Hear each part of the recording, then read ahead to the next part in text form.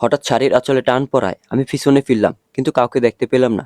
নিচের দিক থেকে টান পড়ায় এবার নিচে তাকিয়ে দেখলাম একটা 5 বছরের ছোট বাচ্চা আমার শাড়ির আঁচল ধরে টানছে। আমি এবার নিচে বসে পড়লাম। ছোট বাচ্চা ছেলেটি দেখতে মাশাআল্লাহ অনেক কিউট। ওকে এক পলক দেখতেই চোখ যেন থমকে গেল, আমার কারো কথা মনে পড়ে গেল। তার মুখটা ভেসে উঠছে আমার চোখের সামনে। কতটা মিল আছে এই চেহারায়, এই চোখে, এই ঠোঁটে। ভ্রুযুগলও তেমনি, চোখে সেই মায়া, যে মায়ের বাঁধনে বেঁধে গিয়েছিলাম আমি। অপলকে তাকিয়ে তার মুখ অবয়বের দিকে, কতটা পরিচিত এই অবয়ব। গালে হাত ছোঁয়াই আমি বাচ্চাটা। আমি যেন আটকে গেছি, থমকে গেছি সেই চেহারায়। 7 বছর পর কখনোই এমন কিছু দেখার জন্য প্রস্তুত ছিলাম না। হয়তো ভাবনি অতীতটা আবার ঘা দিয়ে উঠবে। যাকে বুকের মাঝে খুব যত্নে লুকিয়ে রেখেছি, চোখ থেকে 2 ফোঁটা অশ্রু গড়িয়ে পড়ল। বাচ্চা ছেলেটা শতপর্ণে দুহাতে আলতো করে সে অশ্রু মুছে দিল। কিছুক্ষণ বাদে হুঁশ ফিরল আমার। আমি এবার বাচ্চাটাকে জিজ্ঞেস করলাম, নাম কি তোমার বাবু? আর এখানে একা কি করছো? সে আমার কথা শুনে কিছু বলল না। আমি আবারও বললাম, কি হলো বলো আমায়। আচ্ছা, তুমি কি হারিয়ে গেছো? এবার সে তার মাথা উপর নিচ করলো। আমি অবাক হলাম, ও কি তাহলে কথা বলতে পারে না? তাই হয়তো তখন কিছু বলেনি।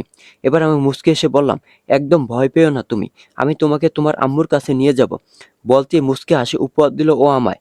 ওই হাসিতে আমার বুকটা ধক করে উঠল। কত চেনা এই হাসি, একদম বুকে গিয়ে লাগার যেমন প্রথমবার। এই হাসি দেখে আমার বুকে তীরের মতো বিঁধেছে। ঠিক তেমনি কিছুক্ষণ মুগ্ধতা নিয়ে তাকিয়েছিলাম সেই অমায়িক হাসির পানে। তারপর আমি মুচকি হেসে উঠে দাঁড়ালাম।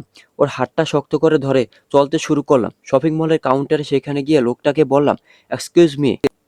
বাচ্চাটা হয়তো ওর প্যারেন্টসকে হারিয়ে ফেলেছে। একটু মাইকে অ্যানাউন্সমেন্ট করে দিন যে বাচ্চাটা এখানে আছে। বলে আমি ওকে নিয়ে পাশের একটা চেয়ারে বসে পড়লাম। ওকে কিছু জিজ্ঞেসও করতে পারছি না। ও তো বলতেই পারে না, কি জিজ্ঞেস করব। তাই ওকে আর কিছু জিজ্ঞেস করা হলো না। আমার ব্যাগে একটা ক্যাডবেরি ছিল, ওইটা দিলাম ওকে। ও ওটা নিয়ে খেতে লাগলো। আমি মুচকি আসলাম, হয়তো ওরও আমার মতো চকলেট খুব পছন্দ। কিছুক্ষণ পর হঠাৎ একজন লোক পিছন দিক থেকে ছুটে এসে বলল, ফারহান। আমি তৎক্ষণাৎ পিছনে ফিরে তাকাই। তারপর যাকে দেখলাম তাকে দেখে আমার চোখ কোটর থেকে বেরিয়ে আসার উপক্রম। সেই পরিচিত মুখ, যা আমার হৃদয়ে আঁকা, মনের রং তুলি খুব সযত্নে যা ছবি এঁকেছিলাম। সেই মানুষটা যাকে নিজের থেকেও বেশি ভালোবাসতাম। শুধু কি ভালোবাসতাম হবে, নাকি ভালোবাসি হবে? মনে মনে তাচ্ছিল্য হাসলাম। ভালোবাসতাম কেন হবে, ভালোবাসি হবে। যাকে মনের মনি কোঠরে আজও যত্নে রেখেছি। সে ছুটে আসি, বাচ্চাটি তার কাছে ছুট লাগালো। লোকটি বসে পড়ল হাঁটু ভেঙে, আর বাচ্চাটি তার গলা জোরে ঝাপটে ধরল। সে বাচ্চাকে শক্ত করে জড়িয়ে ধরে অজস্র চুমু খেলো। তারপর বলল, বাবাই, তুমি ঠিক আছো? কোথাও লাগেনি তো তোমার? তুমি ভয় পেয়েছিলে? আরো কত প্রশ্ন। মুচকে আসলাম আমি, সাথে আমার ভিতর থেকে একটা দীর্ঘ নিঃশ্বাস বেরিয়ে এলো। আজ 7 বছরে এটাই আমার একমাত্র সম্বল। দীর্ঘ নিঃশ্বাস। প্রতিটা নিঃশ্বাসই আমার এক একটি দীর্ঘশ্বাস। যেন বুকে জমানো ব্যথাগুলোকে এই দীর্ঘশ্বাসের সাথে বিলীন করে দেওয়ার প্রচেষ্টা। কিন্তু তা আর সম্ভব হয় না। ওদের কথোপকথন শুনে বুঝতে পারলাম ওর বাবা ছেলে, কিন্তু বাচ্চার মাকে দেখতে পাচ্ছি না। আমার চোখ তাকে খুঁজতে ব্যস্ত। কিছুক্ষণ পর বাচ্চার হাত ধরে সে এসে আমার সামনে দাঁড়ালো আর বলল, আপনাকে অনেক ধন্য। আটকে গেলেন উনি।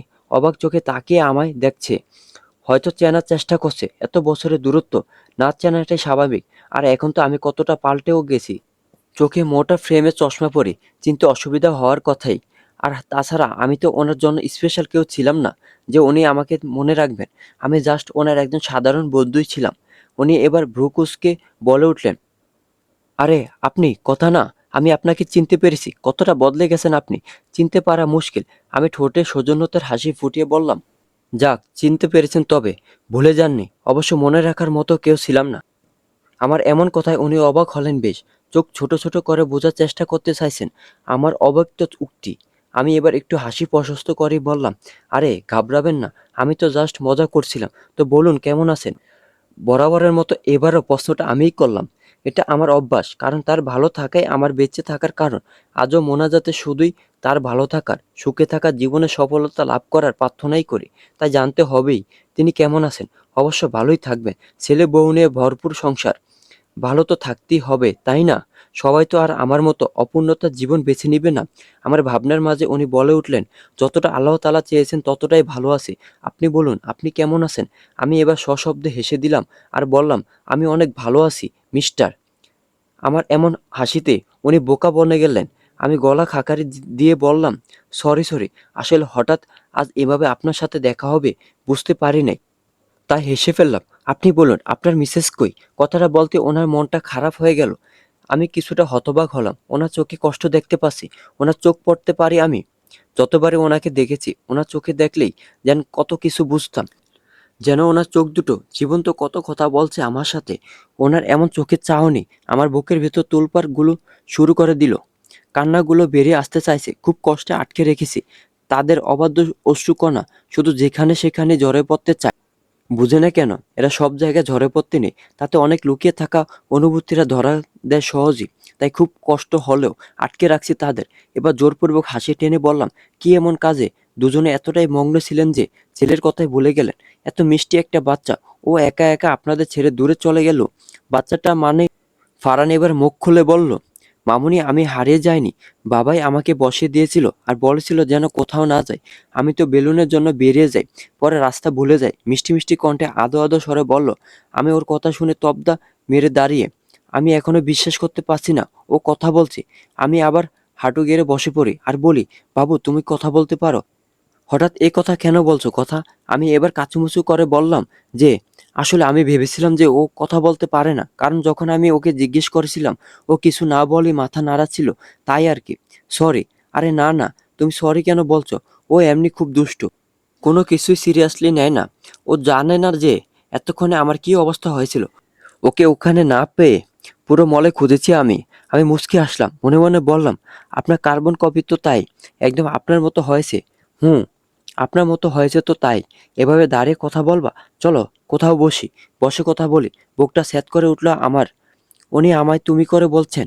এই নিয়ে ৭ বার উনি আমায় তুমি করে বললেন। আগে যতবারই বলতো শুধু বলতো তুমি একটা পিচ্চি। আমি ওই কথাটাতেই মেরে মরে যেতাম, নিঃশ্বাস আটকে আসতো। যতবার উনি আমায় তুমি করে বলেছেন ততবারই এমন অনুভূতি হয়েছে। কি অদ্ভুত তাই না? ভালোবাসাটা যেমন অদ্ভুত, তার অনুভূতিগুলোও হয় অদ্ভুত। তাই তো বলে যে যারা ভালোবাসে তারা নাকি পাগল। আসলে ভালোবাসলে পাগল হয় নাকি পাগল হয়ে ভালোবাসে? আগে তো আমি এমন ছিলাম না। একটা চঞ্চল উড়নচণ্ডী মেয়েকে পাগল করে দিয়েছে এই মানুষটা। তার ভালোবাসায় পাগল করেছে আমায়। সত্যি আমি পাগল। যারা পুরোটা পড়বে তারা আমাকে পাগলই বলবে। কিন্তু পাগলের মতো ভালোবাসতে না পারলে সে ভালোবাসা কি আদৌ ভালোবাসা হয়? আজকালকার দিনে ভালোবাসা নেই বললেই চলে।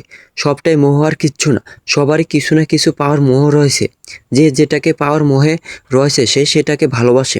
আমরা আশেপাশে অনেক প্রেম বা লাভ স্টোরি দেখতে পাই, কিন্তু সবার ভালোবাসা বা প্রেম পূর্ণতা পায় না। আমি মনে করি প্রেম আর ভালোবাসার মধ্যে তফাৎ আছে।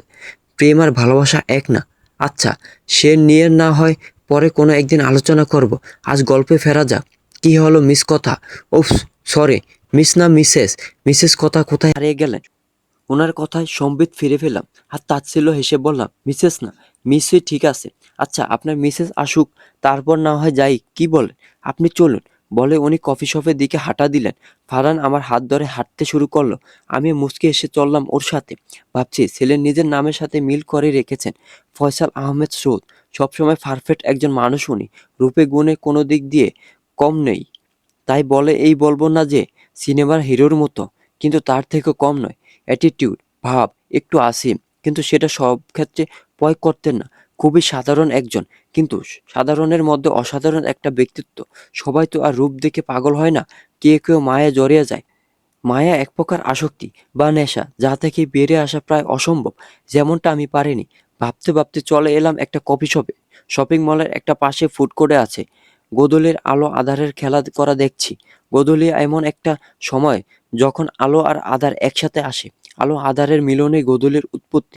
এই সময়টা আমার কাছে বেশ লাগে। প্রতিদিন এই সময়টা উপভোগ করা আর ডেইলি রুটিনের মধ্যেই পড়ে। তবে আজ কেন জানি না উপভোগ করতে পারছি না। মনের মধ্যে অজানা কষ্টের বাধা বাঁধছে। কফিতে চুমুক দিচ্ছি আর ভেবে চলেছি আজকে সকালের কথা। ক্যাফেতে যাওয়ার পর আমি কিছুক্ষণ চুপচাপ বসেছিলাম, মাথা নিচু করে। আমার পাশে বাচ্চাটা আর সামনে সে প্রিয় মুখটি। আমাদের দুজনের জন্য কফি আর ফারহানের জন্য পেস্ট্রি অর্ডার করলে। উনি অবশ্য অন্য কিছুর জন্য জোর করেছিলেন, কিন্তু আমি দেইনি। আসলে পালিয়ে আসতে চেয়েছিলাম, কিন্তু পারিনি। এভাবে চলে আসলে কি ভাবতেন উনি? অনেক কিছু জানারও ছিল। তাই এক বুক সাহস সঞ্চার করে বসেছিলাম। ওনার সামনে থাকাটা আমার জন্য কতটা কষ্টকর তা শুধু আমিই জানি। কাউকে বোঝানো যাবে না। হঠাৎ ওনার কথায় ধ্যান ভাঙলো আমার। এতদিন পর এইভাবে এখানে আপনার সাথে দেখা হবে ভাবতে পারিনি। তাই এতদিন কোথায় ছিলেন? হঠাৎ করে নড়াইল থেকে চলে এলেন? কেউ কি জানে না আপনি কোথায় আছেন? আপনার তো আরো কিছুদিন থাকার কথা ছিল, তাই না? ওনার কথায় বুকের মধ্যে তোলপাড় শুরু হলো। সেই পুরনো স্মৃতি, যা থেকে পালিয়ে বাঁচতে আমার এইখানে আসা, সবার থেকে দূরে শুধুমাত্র প্রকৃতির কাছে নিজের কষ্টগুলোকে উজাড় করে দিতেই এখানে আসা। কি বলবো ওনাকে? কেন এসেছি এখানে? যে কারণ সে নিজেই কারণ জিজ্ঞেস করছে। কি অদ্ভুত, তাই না? ওনার সামনে কিছু বলতেও গলা কাঁপছে। মিথ্যে বলার অভ্যাসটা আমার নেই। যে মেয়ে কিনা দিন হাজারটা বাদরামি করে ১০১টা মিথ্যে বলতো, তার আজ বুক কাঁপছে। আসলে জীবনটাই পাল্টে গেছে, আর তার সাথে পাল্টে গেছি আমি। আগের সে চাঞ্চল্যকর কথা যে আর আমি নেই।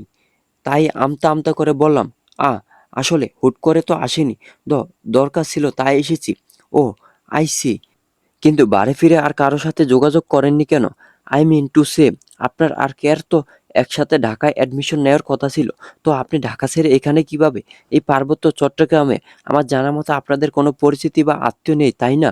জীবন চলার পথে মোড় কখন ঘুরে যায় কেউ বলতে পারে না। আমারও তাই হয়েছে, জীবনের মোড় ঘুরে গেছে। আর তা এই পার্বত্য চট্টগ্রামে এসে ঠেকেছে। আর আমি তো বরাবরই প্রকৃতিপ্রেমী, তাই প্রকৃতির সন্নিকটে চলে আসি। যার থেকে দূরে থাকতে প্রকৃতির কাছে আজ সে অজানা অচেনা মরিচা অতীত আমার সামনে চলে এসেছে, যা থেকে পালিয়ে বাঁচতে এত দূর আসা। আর সে নিজে আমায় খুঁজে নিয়েছে। বিয়ে করেননি? না মানে আসলে তখন বললেন মিসেস না মিসি, ঠিক আছে, তাই আর কি। থমকে গেলাম আমি। ওনার এই একটা প্রশ্নই যথেষ্ট ছিল আমাকে থমকে দেওয়ার জন্য, আমার ভিতরটাকে এলোমেলো করার জন্য। মনে হচ্ছিল বুকের ভেতরে জলোচ্ছ্বাস বইছে, যা সবকিছু ভাসিয়ে নিয়ে যাবে।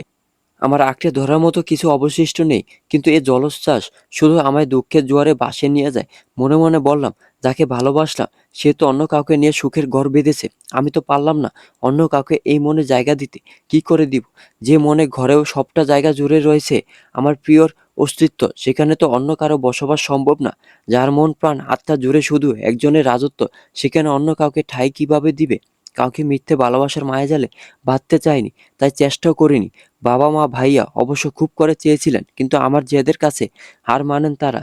কি আর করবে, তারা জানেন তো তাদের মেয়ে কতটা জেদি।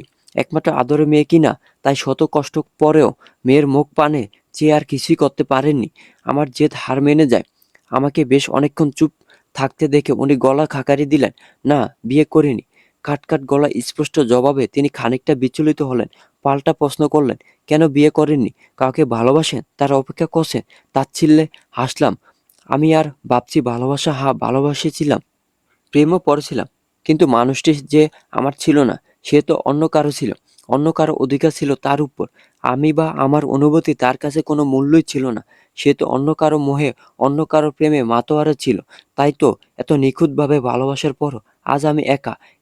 একাকিত্ব আজ আমার একমাত্র সঙ্গী। প্রয়োজন পড়েনি তাই। যারা প্রকৃতির প্রেমে পড়ে তাদের জীবনে আর অন্য কারো প্রয়োজন পড়ে না। তাই আমার ক্ষেত্র তার ব্যতিক্রম নয়। হুম, আপনি ভালো করেছেন, বুদ্ধিমানের কাজ করেছেন। প্রেম, ভালোবাসা এসবের মূল্য নেই আজ পৃথিবীতে। সব নিছকই খেলা, নিছকই অভিনয়। যারা অভিনয় করতে পারে তারা ভালোই থাকে। ওনার কথাগুলো কেমন জড়তা ছিল, আটকে আটকে আসছিল, মুখটা মলিন হয়ে উঠেছিল। ওনার এমন চাহনি দেখে বুকের মধ্যে তোলপাড় শুরু হলো। বেশ কষ্ট হচ্ছে, মায়া হচ্ছে। যে মানুষটাকে এত ভালোবাসি তার কষ্টে কতটা কষ্ট আর যন্ত্রণা অনুভব হয় শুধুমাত্র সেই জানে যে ভালোবেসেছে। মনে হচ্ছিল কথাগুলো বেশ কষ্ট থেকেই বললেন, কিন্তু ওনার আবার কিসের কষ্ট? স্ত্রী সন্তান নিয়ে সুখের সংসার করছে। আমি এবার প্রশ্ন করলাম, তা আপনি এখানে কিভাবে? নড়াইল থেকে এখানে আসার কারণ কোন কাজ ছিল? হ্যাঁ, কাজই বটে। কাজের জন্যে এখানে আসা। আমার ব্যাংক থেকে এখানে ট্রান্সফার করা হয়েছে, তাই এখানে আসা। আপনার মতো এই প্রকৃতি ও এখন আমার নিবাস। এখানে সব ব্রাঞ্চের দায়িত্ব আমার উপর। কালই এসেছি এখানে, তাই আজ প্রয়োজনীয় জিনিসপত্র নিতেই আসা। ভাবতে পারিনি এখানে এসে আপনাকে পাবো। অনেকটা বদলে গেছেন আপনি। আগের মতো সে বাচ্চা বাচ্চা চাঞ্চল্যকর স্বভাব নেই। অনেক ম্যাচিউর হয়ে গেছেন। কত বদলে গেছেন। বদলাতে তো হবেই, কারণ সবকিছু পরিবর্তনশীল। তাই সময়ের সাথে সাথে মানুষকেও পরিবর্তন হতে হয়। তাই বললেন না তো এখানে কিভাবে? আর আপনি কি এখন এখানেই থাকেন? ওই যে বললাম প্রকৃতির প্রেম এখানে এনেছে। ঢাকায় অ্যাডমিশন নেওয়ারই কথা ছিল। ঢাকার মতো কোলাহলপূর্ণ স্থানের এখানকার পরিবেশ মন কেড়ে নেয়। তাই হুট করে ডিসিশন চেঞ্জ করে ফেলি। তারপর এখানেই অ্যাডমিশন নিয়ে নিই। এখন এখানেই থাকি। ফিরে যেতে ইচ্ছে করেনি। তাই এখানেই একটা স্কুলে জব করি। ও, তা এতদিন কারো সাথে যোগাযোগ রাখেননি কেন? যোগাযোগ না রাখার যে কারণ, সেই যোগাযোগ না করার কারণ জানতে চাইছে। নিজেকে ধাতস্থ করে বললাম, এমনি। লেখাপড়ার চাপ থাকায় হয়ে ওঠেনি। বাইদা বাবুর আম্মু কোথায়? মানে আপনার স্ত্রী, ওনাকে তো দেখছি না। আমার এহেন প্রশ্নে ওনার মুখ আষাঢ়ের কালো মেঘে ঢেকে গেল। তাতে আমি খানিকটা অবাকই হই, কেননা এর আগে সে প্রশ্নটা এড়িয়ে গিয়েছিল। এবার ফারহানকে জিজ্ঞেস করি, তোমার নাম কি বাবা? তোমার আম্মু কই? একা একা কি করছিলে তখন, আর কিভাবে হারিয়ে গেলে? আমার প্রশ্ন শুনে ফয়সাল কিছু বলবে তার আগেই ফারহান একটা মিষ্টি হাসি দিয়ে বলা শুরু করলো, আমার নাম ফারহান আহমেদ শুভ। আম্মু তো নাই মামুনি। ওর কথায় আমি বেশ চমকে যাই। আম্মু নাই মানে কি? কি হয়েছে ওর আম্মুর? ওনার কি কিছু হয়েছে নাকি? হয়তো তাই স্রোত বারবার আমাকে এই বিষয়টা নিয়ে ইগনোর করছিলেন। ইস, কতটা কষ্ট পেলেন উনি, কতটা আঘাত পেয়েছেন। আমার জন্য, সবটা আমার জন্য। কি দরকার ছিল ওনাকে এই কথা জিজ্ঞেস করার? নিজের কাছে নিজেকে অপরাধী মনে হচ্ছিল, লজ্জিত লাগছিল কেন ওনাকে এই প্রশ্ন করলাম। কষ্টগুলো ঝরে পড়তে চাইছে। নিজের প্রিয় মানুষটি যখন নিজেরই ভুলে কষ্ট পায়, তখন বুক ফেটে কান্না আসে।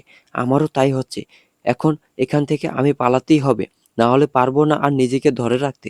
আমাকে বেশ চিন্তিত দেখে উনি বললেন, আসলে? ওনাকে বলতে না দিয়ে আমি ঝট করে উঠে দাঁড়ালাম আর বললাম, আমার একটা জরুরি কাজ আছে, আমি আজ আসি।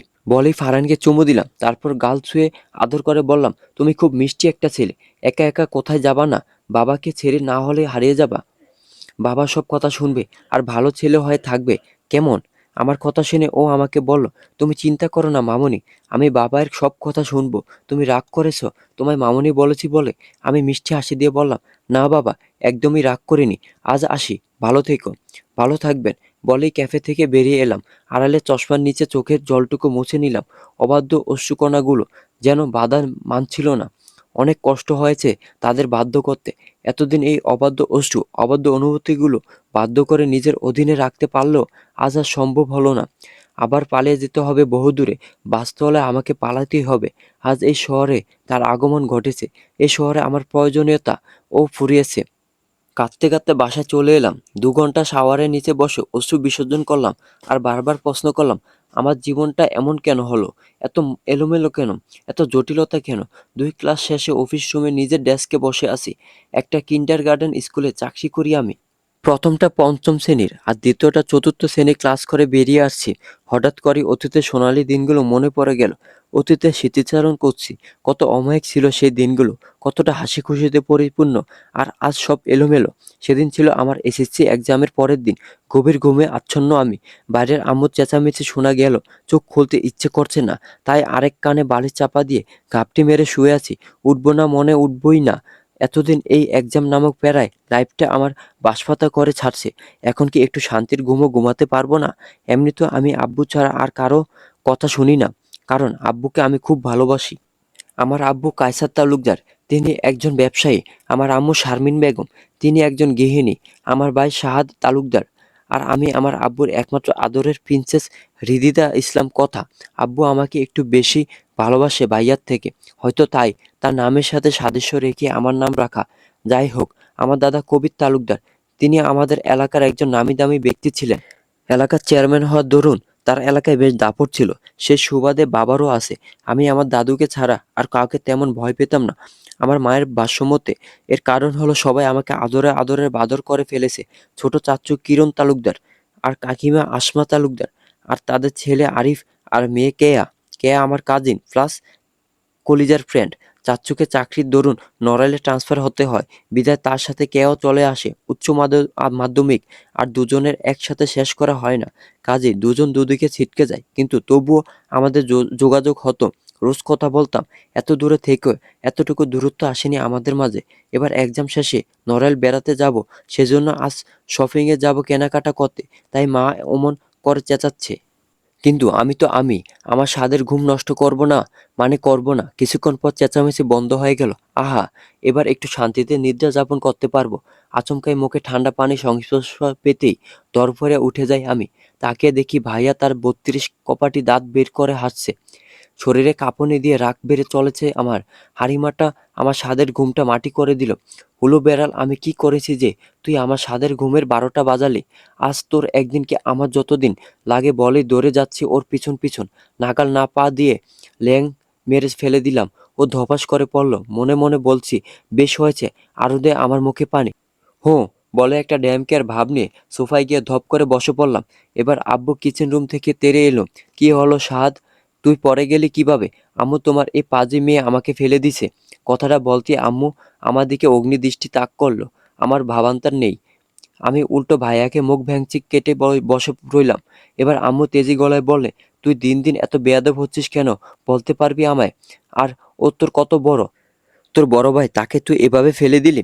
এত অসভ্য কেন তুই কথা? আমাদের মা ছেলের হাড় মাংস না জ্বালিয়ে খেলে তোর আর তোর বাবা শান্তি নেই বুঝি, তাই না? কেন ফেললি আমার ছেলেটাকে অমন করে? কতটা লেগেছে ও দেখছিস? তোমার আদরের ছেলে গুনগান করা বন্ধ করো। কত বড় আমার থেকে? মাত্র 4 বছরে, হুঁ? আর তোমার ছেলে কি করছে জানো? আমার সাদের ঘুমে পানি ঢেলে দিয়েছে। হুঁ, বলেই মুখ ভেঙচি কেটে আগের ন্যায় পা তুলে বাবু হয়ে বসে রইলাম। তো কি করব? তোর পুজো করব? আম্মু যে সেই কখন থেকে তোকে গলা ফাটিয়ে চিৎকার করছে, ডাকছে, তা কি তোর কানে যায় না? আবার বালি চাপা দিয়ে ঘাপটি মেরে শুয়েছিলি। তো আমি বলেছি আম্মুকে গলা ফাটিয়ে ডাকতে। সবে কাল এক্সাম শেষ হলো, এখন একটু ঘুমাবো না আমি? তাতেই তো সইছে না ভাইয়া। আমার জাত শত্রু তুই ভাইয়া। কোথায় বড় ভাই হয়ে বোনকে আগলে রাখবি? তা না, আমার হাড়গোড় জ্বালিয়ে খাস তুই হুলু বিড়াল একটা। মা আমাদের ঝগড়া দেখে কিছু না বলে কিচেনে চলে গেল। জানে এ নতুন কিছু না, আমাদের দুই ভাই বোনের টম এন্ড জেরি সারাদিন চলতেই থাকে। পিটাপিটি ভাই বোন হলে যা হয় আর কি। কিন্তু দিন শেষে সে আমার কিছু হলে বাবার মতো ভাইয়াও অস্থির হয়ে পড়ে। আসলে আমাদের দু ভাই বোনের ঝগড়ায় আমাদের ভালোবাসার বহিঃপ্রকাশ। ভাইয়া কখনো ঝগড়ায় আমার সাথে পেরে ওঠে না। এবার ভাইয়া সোফায় বসে বলে উঠল, ওই জেরি যা, তাড়াতাড়ি রেডি হয়ে নে, শপিংয়ে যেতে হবে তো। কাল তো আবার নড়েল নিয়ে যাব তোকে। তোর নাকি কিসের শপিং করতে হবে? আমার মনে পড়ে গেল যে আজ শপিংয়ে যাওয়ার কথা, যা একেবারে ভুলেই গেছিলাম আমি। তাই ভাইয়া আমায় ওভাবে তুলেছে। আর চোখে দেখেও নিলাম ভাইয়ার হাত সামান্য সরে গেছে কনুইয়ের দিকে। ইস, তখন ওভাবে ল্যাংড়া মারলেও পারতাম। তবে আমার জন্য ভাইয়া কখনো ব্যথা পেলে তা প্রকাশ করে না। আমি চুপচাপ আমার রুমে গিয়ে রেডি হয়ে হাতে একটা ক্রিম নিয়ে ফিরে এলাম। তারপর ভাইয়ার হাতে লাগিয়ে দিলাম। আঘাত যেভাবেই পাক, ভাইয়া সবসময় ওষুধ আমি লাগিয়ে দেই। ভাইয়ার হাতে ওষুধ লাগানো হলে ও এবার আমার চুল ধরে টেনে ধরলো। আহ, ভাইয়া লাগছে স্যার। আমি কিন্তু আব্বুকে বলে দিব তুই আমাকে মেরেছিস। ভাইয়ের মুখ তৎক্ষণাৎ হাঁ হয়ে গেল। আমার চুল ছেড়ে অবাক হয়ে রইল। আমি চুল ঠিক করে একটা বেঞ্চি কাটলাম।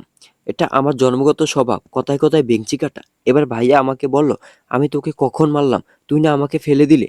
আমি একটা বাঁকা হাসি দিয়ে বললাম, আমি যা বলবো আব্বু তো তাই বিশ্বাস করবে। বলে একটা ইনোসেন্ট হাসি দিলাম। ভাইয়া রাগী চোখে তাকালো, তারপর বলল, চল আগে শপিংটা করে আসি। তারপর দুজনে বেরিয়ে পড়লাম শপিং করতে। খুব শপিং করলাম। ভাইয়ের জন্য অনেক কিছু নিয়েছি। অবশ্য ভাইয়া মানা করেছিল, কিন্তু আমি শুনিনি। কারণ ভাইয়ের জন্য কিছু পছন্দ হলে সেটা আমি না নিয়ে ছাড়ি না। দু ভাই বোন শপিং করে ক্লান্ত হয়ে বাড়ি ফিরলাম। তারপর ফ্রেশ হয়ে দুপুরে লাঞ্চ করলাম। বাবা আমাদের সাথে ছিল। বেশি প্রয়োজন না হলে বাবা বাড়ির বাইরে খাবার খায় না। ডাইনিংয়ে অনেক কথাবার্তা আর হই হুল্লোড় করেই খাবার শেষ করলাম। নড়েল যাওয়া নিয়ে অনেক কথা হলো। আব্বু বলে দিয়েছে ওখানে গিয়ে একা কোথাও না যেতে, গেলে আরিফ ভাইকে সাথে করে নিতে। আর আম্মু বলছে কাকিমাকে যেন বেশি বিরক্ত না করি, কারণ তারা আমাকে কেয়ার থেকে বেশি ভালোবাসে। যেমনটা মা আমার থেকে কেয়াকে বেশি ভালোবাসে তেমনি। যাই হোক, হাসিখুশি পরিবার আমাদের, কখনো দুঃখের রেশটুকুও ছিল না আমাদের। আর আমার তো আরো আগেই না জন্মের পর শুধু দাদার মৃত্যুতে কেঁদেছিলাম। তাছাড়া আর একদিনও কেউ আমার চোখের জল ঝরতে দেয়নি। সেই আমি আজ 7 বছর ধরে প্রতিনিয়ত চোখের জল বিসর্জন দিচ্ছি সবার অগোচরে। তাদের কাছে থাকলে না কাঁদতে পারতাম আর না নিজেকে সামলে নিতে পারতাম। তারা আমার এমন কষ্ট দেখলে আমার থেকেও 1000 গুণ বেশি কষ্ট পেত। তাই তাদের ছেড়ে এত দূরে বসবাস আমার। বাবা ভাই তো আমার চোখের জল সহ্য করতে পারে না। আর তাদের অগোচরে আমি ভালোবাসার জন্য গুমড়ে গুমড়ে মরছি। ইদানিং বাবারও নাকি মনটা খারাপ থাকে, আর মায়েরও। কেয়ার সাথে কথা হলেও বলে আমাকে ফিরে যেতে, কিন্তু আমি পারি না। কেয়া আর সাহাদ ভাইয়ের বিয়ে হয়েছে আরো 3 বছর আগে, কিন্তু ওদের এখনো কোনো সন্তান নেই। অনেকদিন ধরে চেষ্টা করে যাচ্ছে। আমি এখানে আসার পর শুধু ভাইয়ের বিয়েতে গিয়েছিলাম, কিন্তু সেখানে সবার সাথে হাসিখুশি থাকার অভিনয় করতে বেশ কষ্ট হচ্ছিল। তাই বেশি দেরি না করে আবার নিজের গন্তব্যে ফিরে আসি। বিয়েতে অনেক অনেক কথা বলাবলি করছিল যে মেয়েকে কেন এখনো বিয়ে দিচ্ছে না, কিন্তু আমার পরিবার তা খুব সুন্দরভাবে এড়িয়ে গেছে। কারণটা ছিল আমার পড়াশোনা। আমি বলেছিলাম যে আমি আমার পড়াশোনায় কোনো ব্যাঘাত চাই না। পরে অবশ্য অনার্স শেষ হওয়ার পর মা বাবা বিয়ের কথা বলতেই তাদের এড়িয়ে যেতাম, কেননা তা এই জীবনে আমার জন্য অসম্ভব। তাই সবসময় বিষয়টাকে এড়িয়ে যেতাম। বাবা মা জানে আমার জেদ আর রাগ সম্পর্কে, যখন যা বলি তাই করি। আর স্রোতের ভালোবাসা তো আমাকে রীতিমতো পাগল করে ফেলছে। তাই তখন নিজের কথার নড়চড় কখনই হতো না। লেকের পাশে সিঁড়িটাতে বসে আছি আর আনমনে ভেবে চলছি। দমকা হাওয়ায় বারবার শরীর মন ছুঁয়ে দিচ্ছে আমার। অন্যরকম ভালো লাগা কাজ করছে আমার। শরীর মন শীতল করে দিচ্ছে।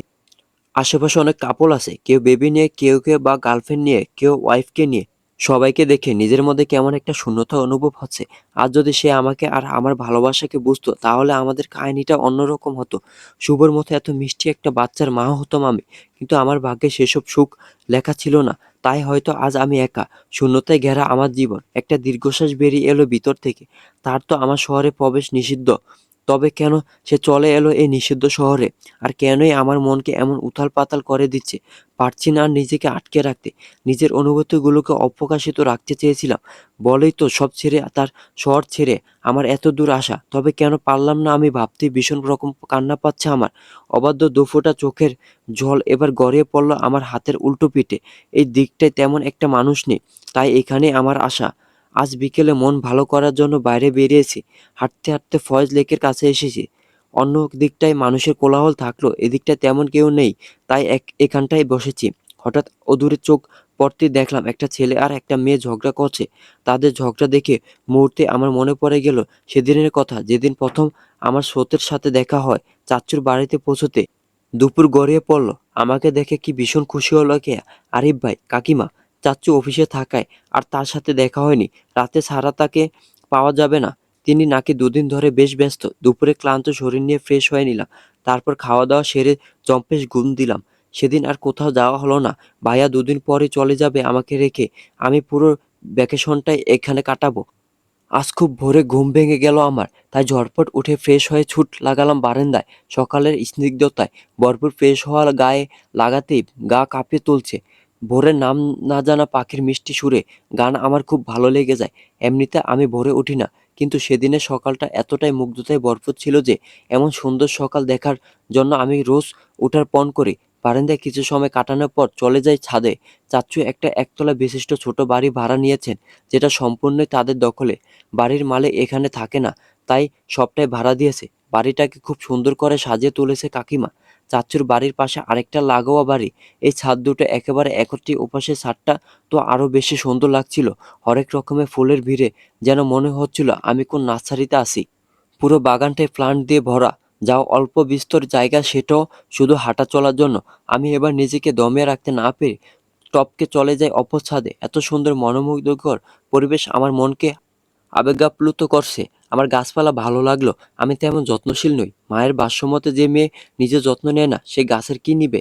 আমাদের বাড়িতে গাছ আছে, হরেক রকমের ফুল গাছ, ফল গাছ, আরো নানা ধরনের প্লান্ট আছে। আমার বারান্দায়ও কিছু আছে। তাই নিজের ভালো লাগা দমিয়ে রাখতে না পেরে আমি ফুলগুলোতে হাত ছোঁয়াই। অনেক ধরনের বিদেশি ফুলও আছে, সেগুলো বেশ দৃষ্টিনন্দন লাগছে। আচমকা কেউ পিছন থেকে আমার হাত মুষড়ে ধরে রাখে পিছনে। আমি খানিকটা ব্যথা পেলেও তা প্রকাশ করতে পারলাম না, কারণ ব্যথাটা রাগের আড়ালে চাপা পড়ে গেছে। এবার একটা গভীর পুরুষালী কণ্ঠ কানে ভেসে আসে আমার। সে বলে, বারে বারে ঘুঘু তুমি খেয়ে যাও ধান, এবার ঘুঘু তোমার বহিবে পরাণ। সরি, প্রবাদের কিছু শব্দ ঠিক মনে পড়ছে না। ভুল হলে ক্ষমা প্রার্থী। ফুলচুন্নি, আজ তোমার খবর আছে। পড়েছো ধরা, এবার পালাবা কোথায়? রোজ রোজ আমার গাছের ফুল চুরি করা। আজ দেখাবো তোমায় এই স্রোত কি জিনিস। আমার গাছের ফুল চুরির কি ভয়ানক শাস্তি হয় তা দেখাবো।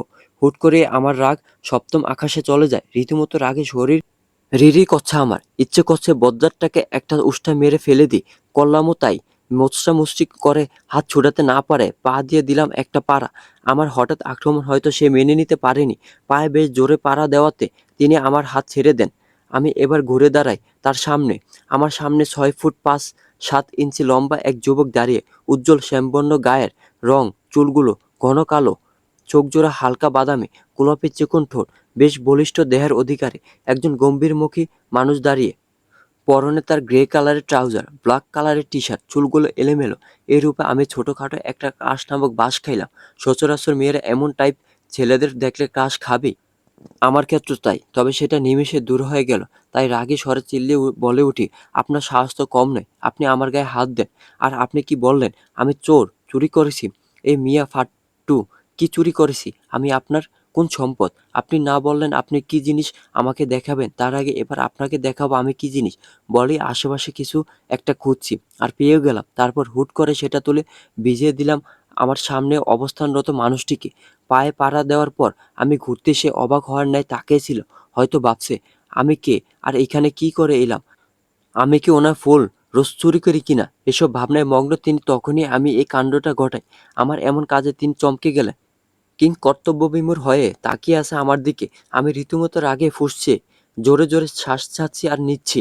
হুট করে উনি দু কদম এগিয়ে এলেন আর আমার হাত চেপে ধরে একটা দেওয়ালে মিশিয়ে দিলেন আমায়। উনি একদম আমার কাছেই আছে, যার ধরুন ওনার নিঃশ্বাসের শব্দ শুনতে পাচ্ছি আমি। দুজনের নিঃশ্বাস বাড়ি যাচ্ছে। আমার এবার ভীষণ অস্বস্তি হচ্ছে। এরকম সিচুয়েশনে কখনো পড়ি নাই আমি। বন্ধুদের সাথে যাই করতাম, কেউ আমাকে এমনভাবে কখনো টাচ করেনি। অস্বস্তি, অস্থিরতা, ভয় সব যেন ঝেঁকে ধরেছে আমাকে। অবাক হচ্ছি আমি নিজেই। এ কেমন অনুভূতি? যে মেয়ে কিনা কাউকেই পরোয়া করে না, তার আজ এমন দশা। মানা যায় না, এটা একদমই মানা যায় না। ভাবনার মধ্যে ডুবেছিলাম আমি। ওনার রামধমকে মাথা তুলে তাকালাম। ওনার চোখ রক্তবর্ণ ধারণ করেছে, নাক দুটো ফুলে আছে, নাকটাও লাল হয়ে গেছে। দাঁতে দাঁত চেপে আমাকে বলছে, তোমার এত বড় সাহস, তুমি আমার গায়ে ফানি ছুঁড়ে মারলে। আজ তো তোমাকে আমি। বলতে বলতে আমার হাত চেপে ধরলেন আরো জোরে। আমি এবার ওনার কানের কাছে গিয়ে জোরে দিলাম এক চিৎকার। আমার চিৎকারে হতভম্ব হয়ে উনি আমাকে দূরে সরে দাঁড়ালেন। হুট করে এমন কিছু হবে ওনার ভাবনার বাইরে ছিল। এই সুযোগটা কাজে লাগে দৌড়ে চলে এলাম আমাদের ছাদের কাছে। তারপর টুপ করে এক লাফে চলে এলাম আমাদের ছাদে। উনি হতভম্ব হয়ে দাঁড়িয়ে। বেশ জোরে চিৎকার করেছি আমি। হয়তো কানের পর্দায় ফেটে গেছে ওনার। উনি ঠায় দাঁড়িয়েছিলেন ওখানেই। আসার সময় এক পলক দেখেও এসেছি ওনাকে। দৌড়াতে দৌড়াতে নিচে এসে এক প্রকার হাঁপাচ্ছি আমি। কাকিমা দেখে বললেন, কি হয়েছে কথা, এমন করে হাঁপাচ্ছ কেন? Is everything all right? আমি মাথা দুলিয়ে আশ্বস্ত করে রুমের দিকে পা বাড়িয়েছি। গিয়ে দেখি কেয়া পেতনিটা এখনো ঘুমোচ্ছে। এটা দেখে আরো রাগ চড়ে গেল আমার। দিলাম এক গ্লাস ঠান্ডা পানি ঢেলে। ও লাফিয়ে উঠল ঘুম থেকে। আমাকে দাঁত কেলাতে দেখে বলল, বোন তোর সমস্যা কি? আমার ঘুমের 12টা কেন বাজালে? আরে মুটকি, ঘুমিয়ে আর কত মুটকি হবি? তোর বর তোকে দেখে বিয়ের আসর ছেড়ে পালাবে বুঝলি? তোর মতো হাতিটাকে সে ঘাড়ে তুলবে না বুঝলি? বলে পেট চেটে হাসতে লাগলাম। কারণ আমি কল্পনা করছি ওর লুঙ্গি ধরে পালাচ্ছে আর ও সারাশিনী ওর বরের পিছন পিছন ছুটছে। আহা, সে কি মর্মান্তিক দৃশ্য! ও রেগে তেড়ে এসে বলল, কথা তুই আবার আমাকে হাতি আর মুটকি বললি? আজ তো তোকে এই হাতি পিষে ফেলবে, দাঁড়া তুই। বলে ও আমার ধাওয়া করতে লাগলো আর খিলখিল করে হাসি আর ওর দিকে এটা ওটা সরে দিচ্ছি। এভাবে 2 দিন কেটে গেল। ভাইয়া চলে গেছে কারণ তার কিছুদিন পরেই এক্সাম, তাও অনার্স ফাইনাল ইয়ারের। পরদিন দুপুরে সবাই মিলে প্ল্যান করলাম আজ ঘুরতে বেরোবো। আরিফ ভাই আমাদের নিয়ে যাবে বলল, তাই বিকালে রেডি হওয়ার জন্য ওয়াশরুমে যাব। গিয়ে দেখি ভেতর থেকে লক। বুঝলাম কে আছে ভেতরে। ওকে বললাম, কিরে তুই তো সেই আধ ঘন্টা আগে রুমে এলি, রেডি হবি বলে রেডি হসনি। এত লেট লতিফ কেন তুই? অসহ্য, তুই কি বাথরুমে ঘুমিয়ে গেলি নাকি? আর 10 মিনিট দে প্লিজ জানু, একটু লেট হয়ে গেল রে। আমি তাড়াতাড়ি আসি। রাগে গা জ্বলে যাচ্ছে আমার। ওদিক ভাইয়া রেডি হয়ে বেরিয়ে গেছে। ভাইয়া রুম আর কেয়ার রুম পাশাপাশি হয়। ভাবলাম সেখানে গিয়ে না হয় চেঞ্জ করে নেই। তাই কাপড় চোপড় নিয়ে চলে গেলাম ভাইয়ার ওয়াশরুমে। আজ আমি একটা গোল জামা আর চুড়িদার পরবো, উইথ খোলা চুল, নো সাজ, সব ভেবে রেখেছি। সবে চেঞ্জ করেছি কিন্তু ফিতাটা বাড়তে পারছি না। অমনি শালা হারামি আমার মুখটা এমনভাবে চেপে আছে মনে হয় দম আটকে মারা পড়বো আমি। একে তো আমি ছাড়ছি না। সকালে এত কিছু করলো আর এখন একেবারে বাথরুমে ঢুকে গেছে। এর জীবনে যদি তাণ্ডব না করতে পারছি তো আমার নামও কথা না। হুঁ, মনে মনে এসব আবোল তাবোল ভেবে যাচ্ছি আর রাগে ফুঁসছি। কেননা একটু আগে যা ঘটলো মেনে নেওয়া মুশকিল। তখনকার ঘটনা। আমি জামার ফিতাটা বাড়তে পারছিলাম না আর গায়ে ওড়নাও ছিল না। এমন সময় খট করে দরজাটা খুলে গেল। এমন সময় দরজা খোলার আওয়াজে আঁতকে উঠলাম আমি। তাই হুট করে পিছনে ঘুরে সামনে অবস্থানরত ব্যক্তিকে দেখে আমি আটকে গেছি। বড় বড় চোখে দেখছি, শুধু মুখ দিয়ে কথা বেরোচ্ছে না। সামনে মানুষটিও অবাকতার শেষ পর্যায়ে অবস্থান করছে। হয়তো ভাবেনি এমন কিছু ঘটতে পারে বা এরকম কিছু ঘটবে। যতই হোক, তার বন্ধুর ওয়াশরুমে এমন একটা মেয়ে যে কিনা সকালে তাকে এভাবে হেনস্থা করছে, তাকে সে একদমই আশা করেনি, তাও আবার এমন পরিস্থিতিতে। হুঁশ ফিরতে যেই না চিৎকার করব, অমনি উনি দরজা ছেড়ে এসে আমার মুখে চেপে ধরলেন। আন্দাজ করতে পেরেছিলেন যে আমি চিৎকার করব, আর সেটা যে ভয়ঙ্কর রকমের চিৎকার সেটাও সে ভালোই বুঝতে পেরেছিল, কারণ তার এক্সপেরিয়েন্স আছে ওনার।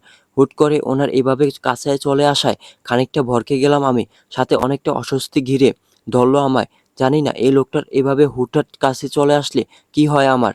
আটকে যায় আমি। অস্বস্তি, অস্থিরতা, কেমন অদ্ভুত অদ্ভুত অনুভূতি হয় যা আগে কখনো হয়নি। এই 2 দিন আমাদের এমন দ্বিতীয় ঘটনা। দম আটকে আসছে, নিঃশ্বাস বন্ধ হয়ে মরে যাবে মনে হচ্ছে, তাই উম করছি। একে তো গায়ে ওড়না নেই আমার, তাই আরো বেশি কেমন একটা লাগছে। কিন্তু আমি তো এমন না, লেডিস শার্ট, টপ, জিন্স এসবে অভ্যস্ত, তাই এমন হবার কথা না। অবশ্য বাড়িতেই বেশি পরি, বাইরে গেলে শালীনভাবে বেরোনোটি আব্বু পছন্দ করে, তাই সবসময় গলায় স্কার্ফ ঝোলানো থাকবে।